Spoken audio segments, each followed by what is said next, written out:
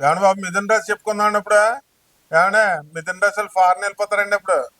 ఈ నెల మనం బాలి, తర్వాత సింగపూర్ ఇలాంటి విదేశాలకు వెళ్ళిపోతున్నారండి మిథున్ రాశి వాళ్ళు. ఏమండి ఎక్స్కర్షన్ అండి బాబు. అవతల వాళ్ళ ఫ్రెండ్స్, వాళ్ళ ఆయన ఫ్రెండ్స్, మరి వాళ్ళంతా కలిసేసి కాస్ట్లీ రెస్టారెంట్లు తీసేసుకొని అక్కడ మేమండే మొత్తం కంప్లీట్ ఎంజాయ్ అండి. ఈ ఈ నెల అంతా కూడా మీకు కంప్లీట్ మిథున రాశుల్లో ఎంజాయ్మెంట్ అండి బాబు. ఏమంటే ఇప్పుడు పిల్లల కోసం అండి ఇంతకాలం చాలా కష్టాలు పడ్డారండి. ఈ ఈ సంవత్సరం అంతా కూడా 2025 సంవత్సరంలో మిథున రాశికి ఏముందండి, విదేశాలకి కేతు వద్దంటే విదేశాలండి బాబా. ఎంట్రన్స్ ఇంకా మనం మే 29, 2025 సంవత్సరం రావాలండి అసలు కేతు సింహరాశిలోకి రావడానికి. అప్పటి నుంచి అసలు విదేశాలు తిరగాల. ఏలైతే ముందే వెళ్ళిపోతారండి బాబు. మిథున రాశులతో పెట్టుకోకూడదండి బాబు. వాళ్ళు చాలా అడ్వాన్స్డ్గా ఉంటారండి, చాలా తెలివైనండి బాబు. వాళ్ళతో మనం కాలికెత్తే మెడకెత్తి కాలికేసేస్తారండి. ఏమండే ఈ మిథున రాశులకంటే మనకి ఈ గురుడు ఉన్నాడండి.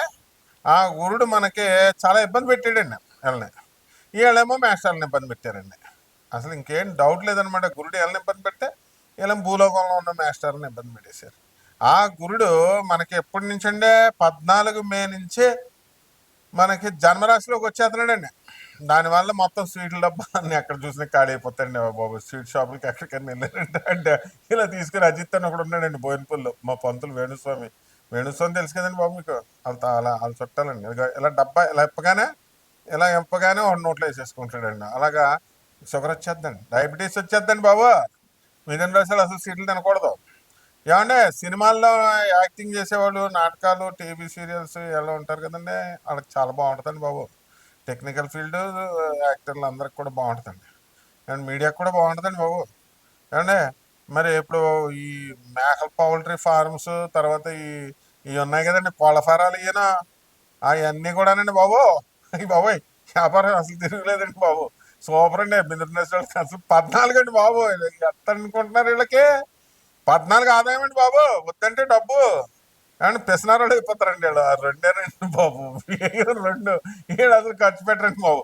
పోనీ ఖర్చు పెట్టకపోతే ఖర్చు పెట్టిపోయారు. వాళ్ళు కడుపు నిండా తింటారా అంటే ఒకటి వచ్చేస్తుందండి బాబు. వ్యయం రెండు వచ్చేసిందండి బాబు. వాళ్ళు తినండి అమ్మా, లేకపోతే కాళ్ళు నొప్పులు అయ్యి చేతుల నొప్పులు వచ్చేస్తాయి. తర్వాత మళ్ళీ హాస్పిటల్కి అనవసరం ఖర్చు పెట్టాలి. ఎందుకంటే ఇవన్నీనా ఏమండి అడ్వకేట్లు ఒకటండి, ఆ, తర్వాత లాయర్లు ఒకలండి, డాక్టర్లు ఒకలండి, మరి సొంత వృత్తుల్లో ఉన్నటువంటి వీళ్ళందరూ కూడా మంచి రేసింగ్లోకి వెళ్ళిపోతారండి బాబు. ఏమండే ఇప్పుడు ఈ మిథున రాశి వాళ్ళకి అలా ఆడపడుచులు వేపించుకుని తినేస్తున్నారని ఫీలింగ్ ఉంటుందండి. అలా అమెరికా వెళ్ళిపోతారండి ఆడపడుచులు కూడాను. అంత బాగుందండి బాబు మిథున రాశి వాళ్ళు. ఏమండి మీ రాశి వాళ్ళు మీ ఆడపడుచులు వెళ్ళిపోతారండి బాబు. అది ఎంత విడ్డూరంగా ఉందండి ఇది. ఏమండే ఎట్టి పరిస్థితుల్లో కూడా ఏమంటే జాతకాలు జరుగుతున్నట్టు జరుగుతాయండి బాబు. ఏమంటే ఒక ఆయన పెట్టాడండి బాబు. ఒక ఆయన డైరెక్ట్ నాకు ఫోన్ చేసాడు. ఫోన్ చేసి ఏమన్నా మీరు సుత్తి ఎక్కువ చూస్తారు, పాయింట్ ఎక్కువ చెప్పట్లేదు అంటున్నాడండి. ఏమన్నా రూపాయి దానం చేయడండి వాళ్ళు. ఎవరికి దానం చేయరు. ఏమన్నా నేను మాస్టర్కి చెప్పొచ్చండి. మాస్టర్ చెప్పింది తినాలి కానీ ఎక్కడైనా మాస్టర్కి ఎదురు చెప్తారండి. ఏమన్నా కొట్టకూడదంటారు, తిట్టకూడదంటారు, ఏమన్నా మంచి చెప్పకూడదండి. ఏమన్నా ఏంటండి ఇప్పుడు ఇన్ని నిమిషాల్లో మీ పూర్తి జాతకం తెలిసిపోద్దండి ఎక్కడైనా. రాశిఫలాలు అంటే ఏంటండి, శాంపుల్ చాక్లెట్ ఐస్ ఫ్రూట్ లాంటిది.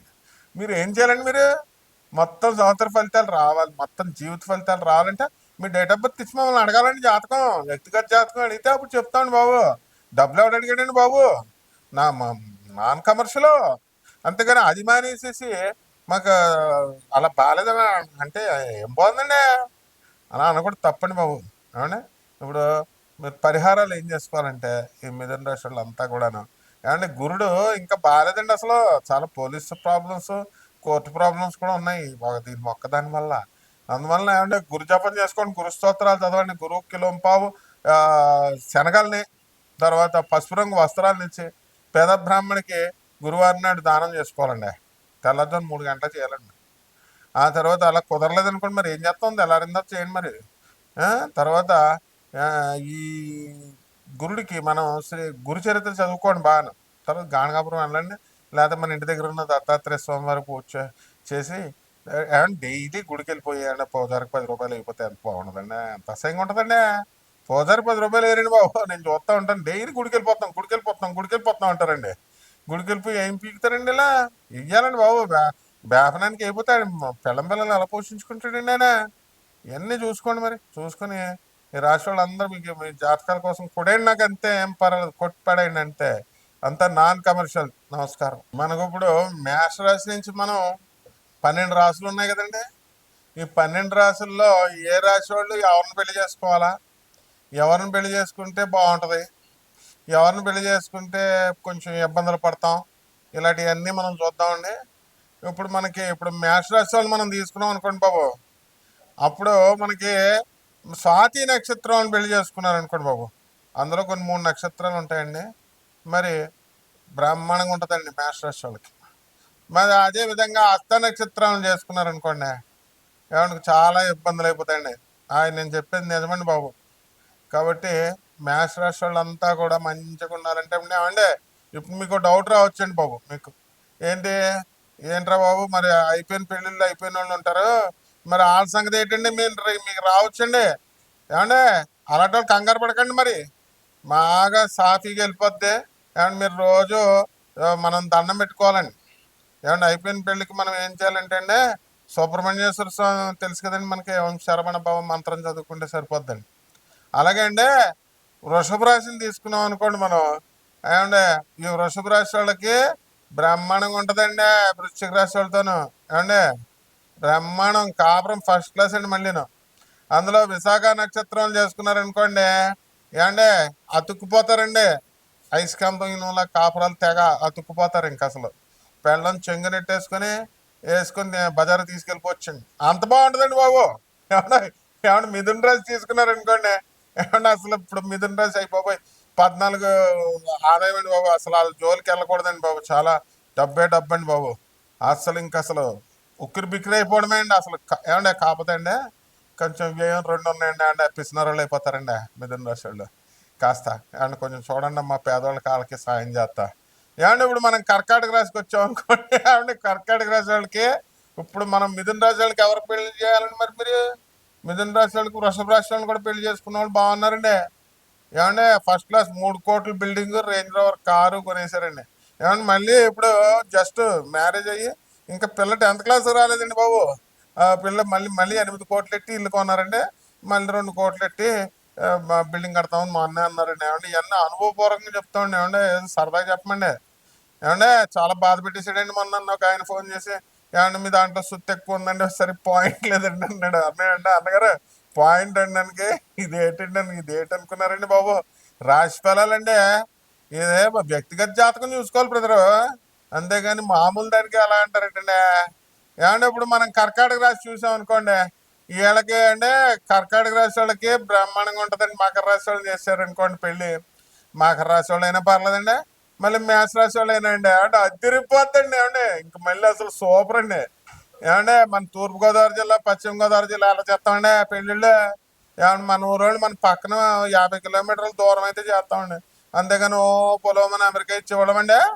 అండ్ గవర్నమెంట్ జాబ్ లేదంటే లేదని ఇవ్వడమండి బాబు. ఉద్యోగం ఉన్నా సరే ఆస్తులు చూస్తామండి, ఆస్తులు అయితే నో అండి. అలాంటిది కాలం అంతా మారిపోయిందండి బాబు. ఎవరు ఇష్టం వచ్చినట్టు వాళ్ళు చేసేసుకుంటున్నారండి బాబు. ఏమన్నా వాటి గురించి ఏమనకూడదండి బాబు, చాలా ఫీల్ అయిపోతున్నారండి. మీరు ఫీల్ అయిపోతుంది, నేను కూడా ఫీల్ అయిపోతానండి.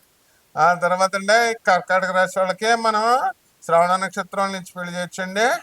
ఏమండి తర్వాత ధనిష్ట నక్షత్రం వాళ్ళు కొంచెం అండి అంటే సెకండ్ ప్రిఫరెన్స్ అండి. ఏమండి ఇప్పుడు మనం షష్టాష్టకాలు అంటారండి చాలామంది. మా బ్రదర్స్ ఉన్నారండి ఇండస్ట్రీలో టాపులు అండి, వాళ్ళు తోపులు టాపులు అండి. మరి వాళ్ళంతా షష్టాష్టకం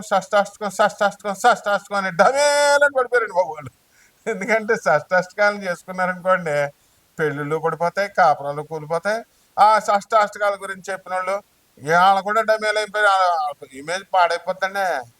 ఏమండి ఇప్పుడు మనం ఈ సింహరాశులను తీసుకున్నాం అనుకోండి, అబ్బా భలే రాసిండి బాబు.